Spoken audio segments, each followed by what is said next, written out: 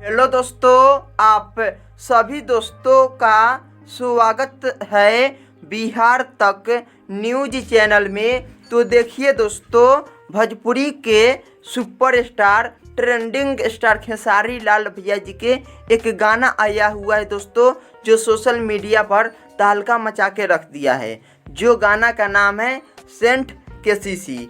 ये गाना आया है दोस्तों Khesari music world YouTube channel से। अभी ये गाना यूट्यूब के नंबर 1 ट्रेंडिंग सेक्शन में चल रहा है दोस्तों।